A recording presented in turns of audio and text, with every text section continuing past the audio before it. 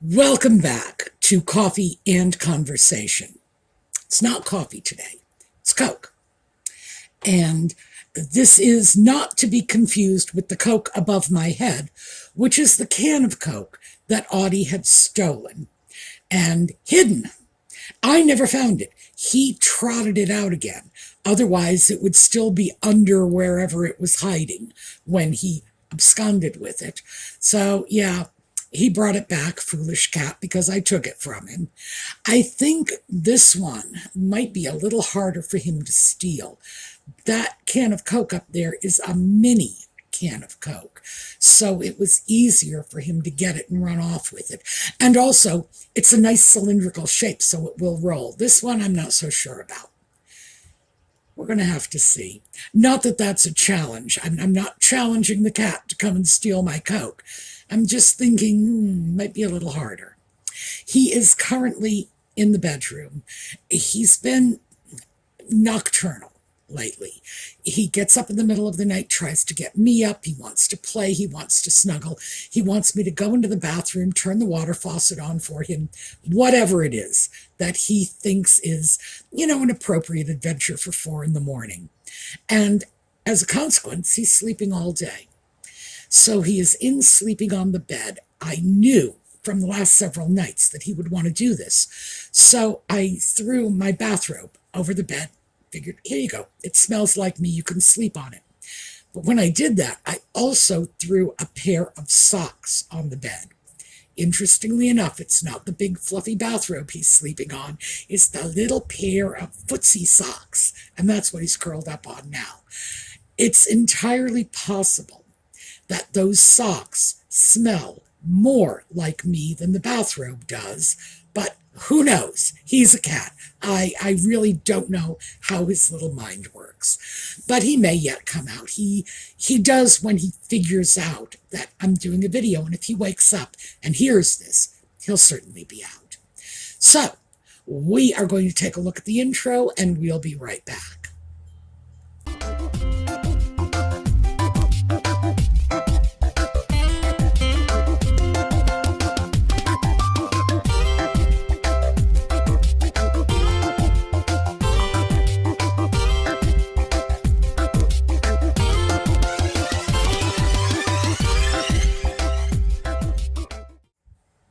So before we get started, let's talk about the scarf.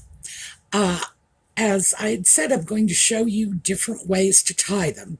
And this one I did very specifically, even though, yes, having to work around a brace on my wrist, because most people think you can't put a scarf in your hair if your hair is short. Scarves and hair are things you do with long hair.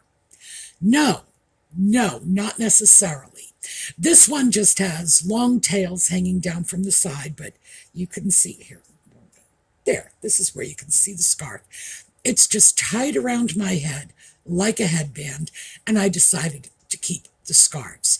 I could have just as easily tied them up in a bow in the front or whatever, and we've got plenty of time to go into those styles later.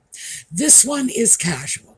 You wouldn't wear this, out to a fancy dinner, for example, but it's a nice option for the beach or a pool party or, just a summer walk in the park, whatever, a casual way to do it. And also, if, like me, I'm letting my hair grow out, I'm not sure about that. Maybe I'll leave it short. Maybe I'll let it grow out. I've been thinking about letting it grow out quite a lot lately because maybe I'd like to wear it in a bob for a while. I don't know. We'll see. I could lose patience with this long before it gets sufficiently lengthy to turn it into a bob and cut it all back off again. Who knows? But this is my plan at the moment. And while I'm letting it grow out, and it tends to be sort of all over the place. I guess that's the only way to describe it. Headscarf does work. And by the way, if you are interested, I can do these things in turbans and whatever. I know a zillion ways to do headscarves, and I just don't wear them. That's something that works for other people. I never really thought it works for me, but I do know how. So we can get into those later if you want. But this is it. This is today's scarf tie, and it's a headband.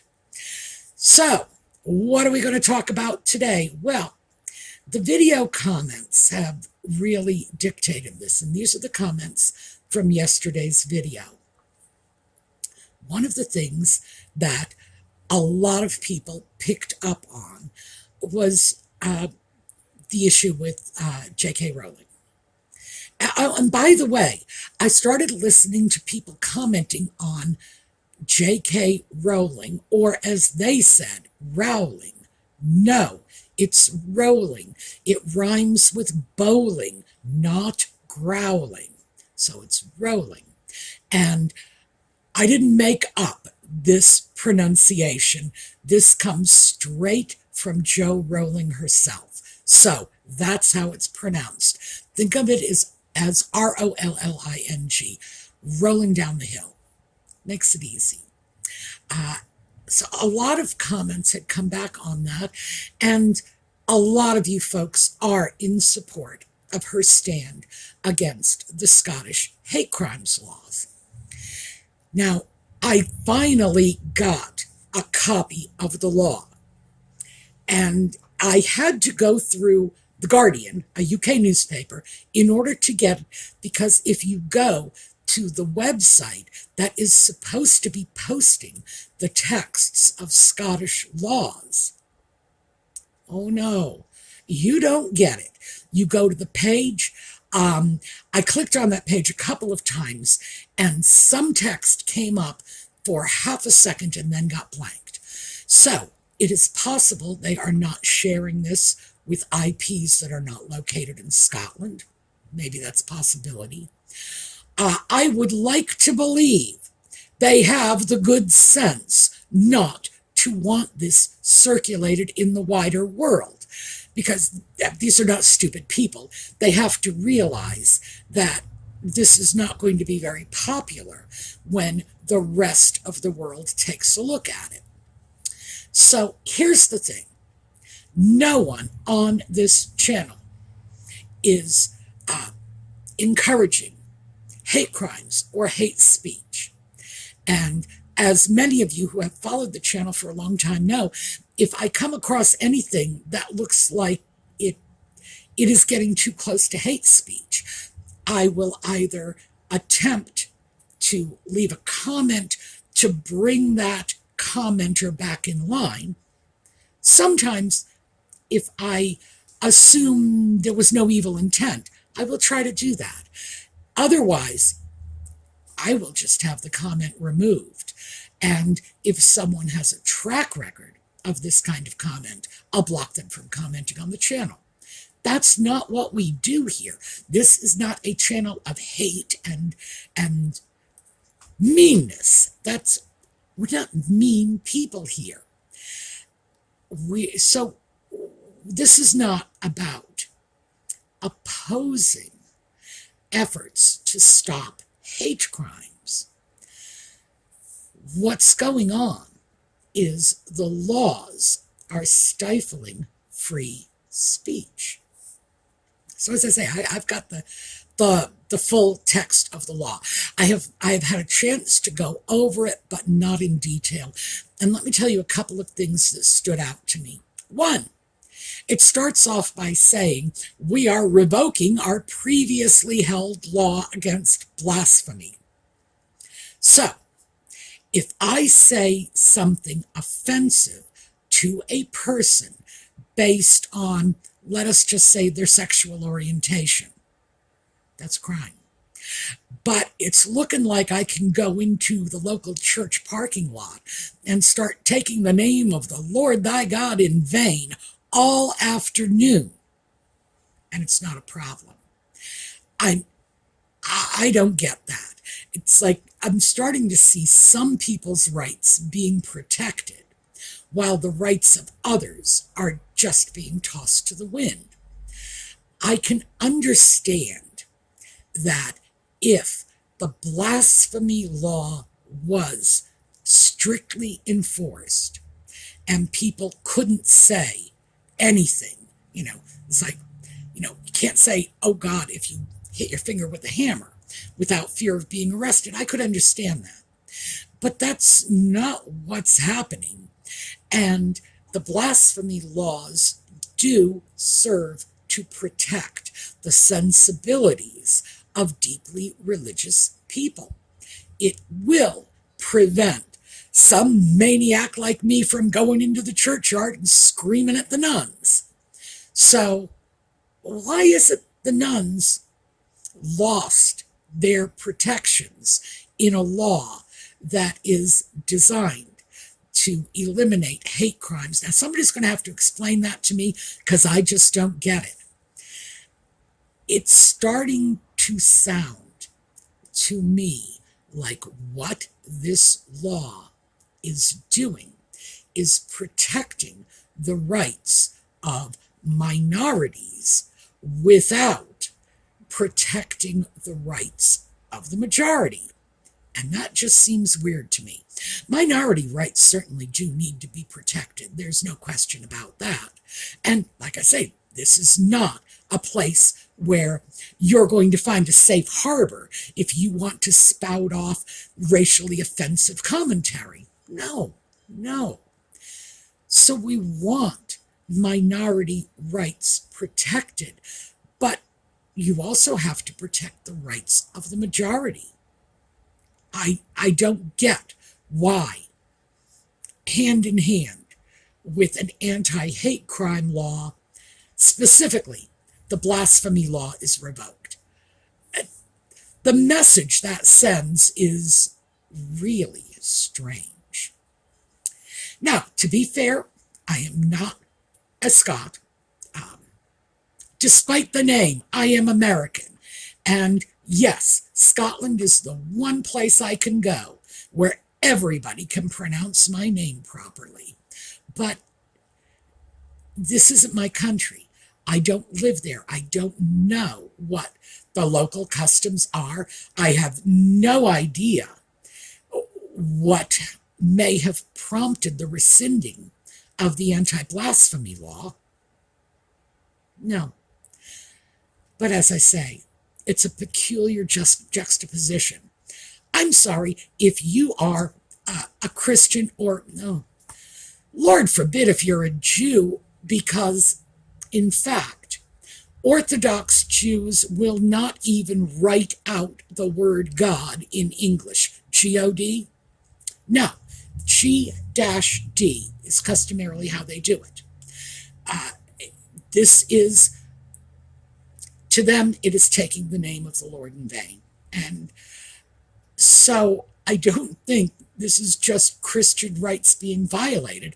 And perhaps I should have said, if I ran off to a synagogue and started taking the name of the Lord in vain, that would be okay. I don't know. I'm still confused about this, but I think you can see the absurdity of this. It's not something that protects any one group of people, be they majority or minority. It is something that protects long-held sensibilities of people from many different religions in the Judeo-Christian tradition. So, yeah, we're going to have to get a Scots lawyer and have them explain this. One of the comments, though, and let me pull this up because I want to do this justice. And this is from Lee. The irony is that while we expanded the concept of freedom of speech to include actions, the present woke ideology is trying to complain that speech is violence. This is how laws like that in Scotland are getting passed. Words are being redefined to suit an agenda, which is a classic fascist technique. Canada and Britain have moved seriously in the direction of authoritarianism with their legislation against free speech. This very issue is what launched the Canadian intellectual Jordan Peterson, a clinical psychologist and university professor, into the public consciousness. Another irony is that a lot of this censorship and enforced single ideology is happening at and coming out of the universities. Now, that was a significant comment. That was something I was not able to address in a little 2-paragraph response in a comment section, but I thought we'd take a look at this. So thank you, Lee. And when we look at this, what she is saying is quite correct. We are looking at a single ideology, no room for dissent, no room for an opposing viewpoint. And that's kind of scary because, as another commenter said, nobody agrees 100% with anybody else on the planet. It's very true. Very true. I grew up in a large family. We all grew up together, lived in the same household, and are very closely genetically linked. These were my siblings. And I don't think we agreed on anything, never mind agreed on everything. It's just there's such a range of opinion, and it's okay. When we are not free to express our own thoughts and our own feelings, this is when we end up in trouble. Now, here in the U.S., and all of our American friends will remember this one, I'm sure, when the American Nazi Party, some weird neo-Nazi group, I think it was the American Nazi Party, fought to go through a Jewish neighborhood in Skokie, Illinois, a suburb of Chicago, again, Jewish neighborhood, with their swastikas and their Hitler had the right idea screams. They could do it. And the American Civil Liberties Union supported their right to do it. You don't have to like it, but you have to respect their right to say these things. That was not considered a hate crime because we don't have hate crime laws here. A lot of people were offended. I was deeply offended, and I was nowhere near Illinois at the time. I certainly was not the only person offended. The biggest part of my offense came from the fact that my father risked his life to fight against the Nazis in Germany, as did the parents of much of my generation. And our fathers were fighting, but our mothers were struggling at home. So, yeah, I did not in any way support the ideology. But, of course, I supported their right to do this. I thought it was in bad taste, but then again, turn on television. I figure, everything on television is in poor taste, but still. Do they have the right to be there? Yes, because if I don't like it, I can turn the TV off. You know, if I don't like what's going on in some community in Illinois, I don't have to be there.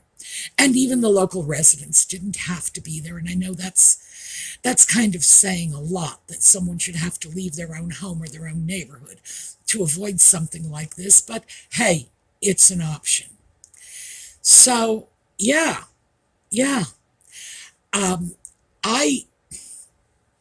I would like it if the laws were a little looser and could define that sort of intentionally provocative activity, Nazi group, Jewish neighborhood, as incitement.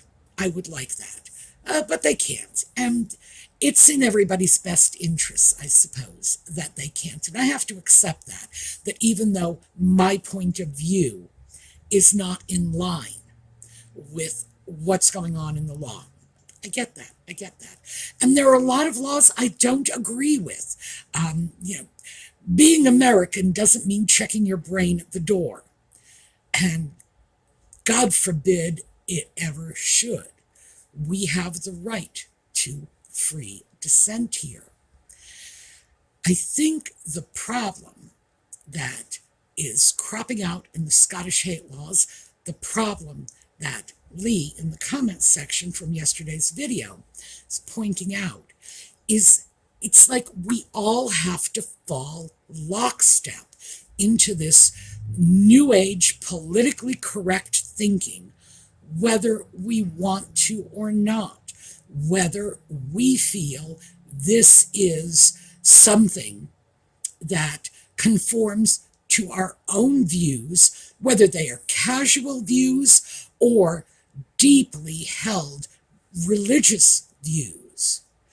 Because frankly, for some people, some issues, especially issues regarding gay marriage or transgender rights, run contrary to the teachings of their faith.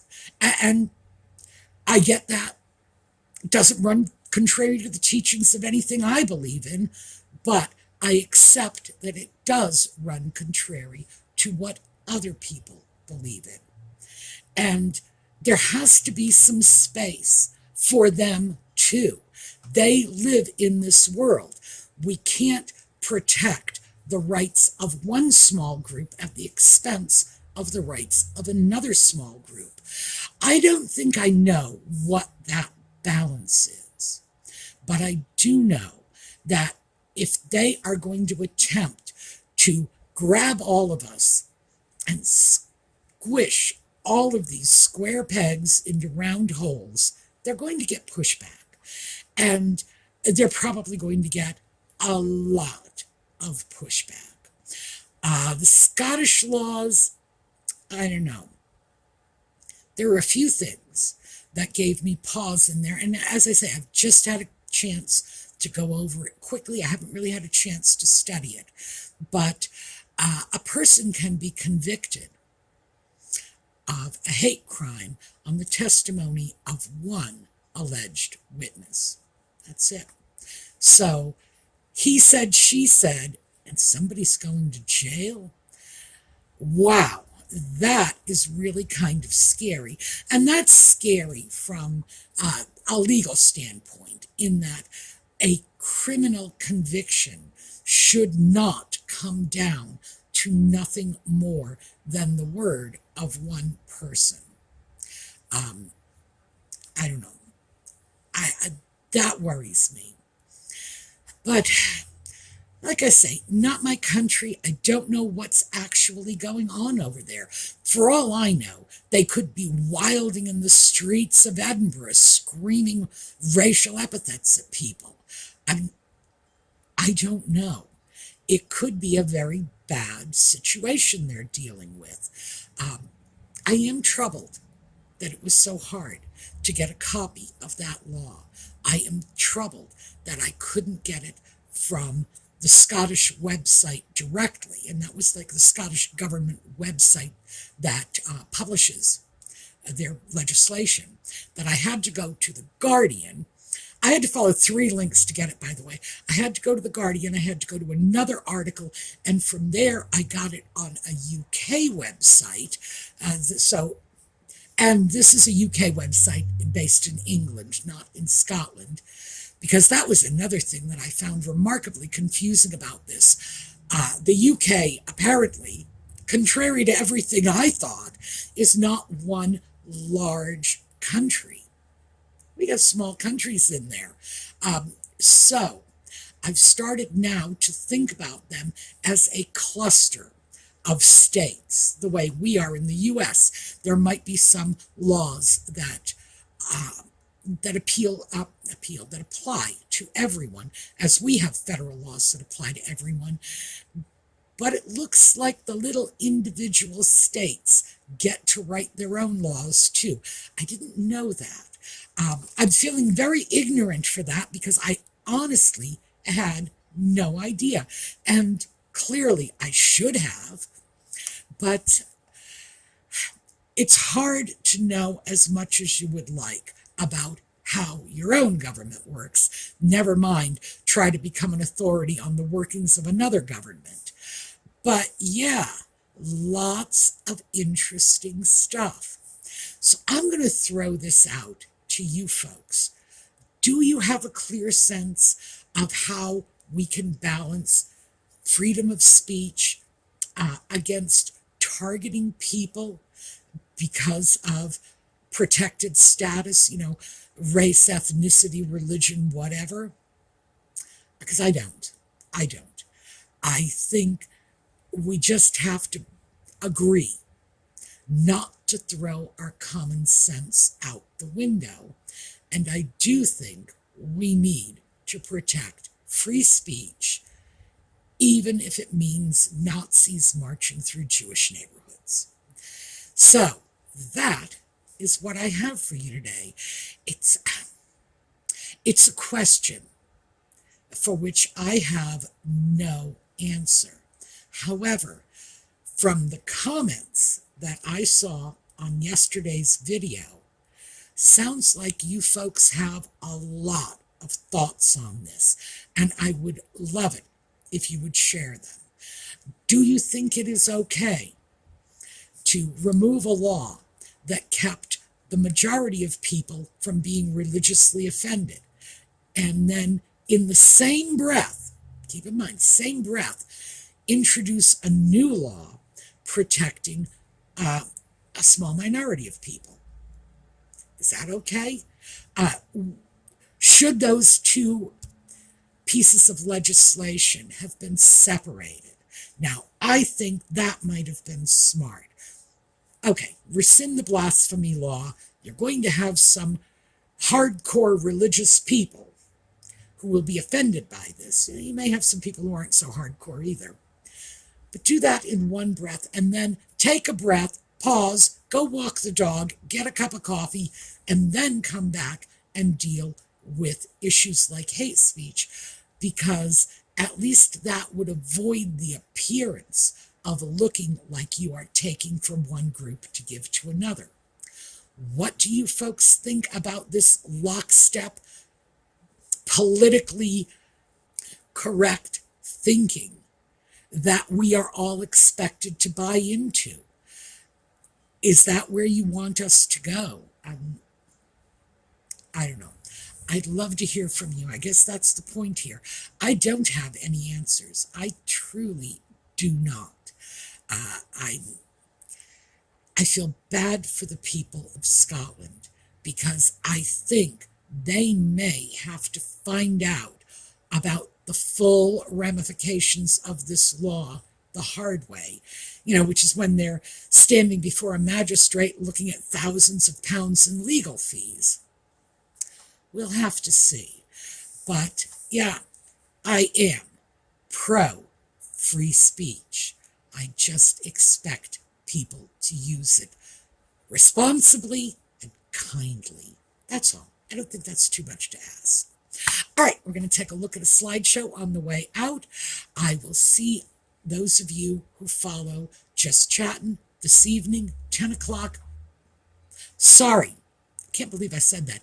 8 o'clock, and that's Eastern Standard Time. That's New York City time. If you're out of the U.S., just Google New York City time. And we will be back next week. Oh, one quick before I go. Little story. I ran into the woman who used to be the receptionist at my allergist's office a couple of days ago. And her name is Barbara. She always recognizes me, and I never recognize her. If she wanted me to recognize her, she would carry a large doctor's counter around in front of her, because in my mind, the picture I have is Barbara behind the counter. And she mentioned that she does watch this channel. So I thought I'd take an opportunity to say hi to Barbara and to encourage her to leave a comment, interact with our community, because this is a great community. So, hey Barbara, it was really good to see you again. Slideshow, and we'll see you next time.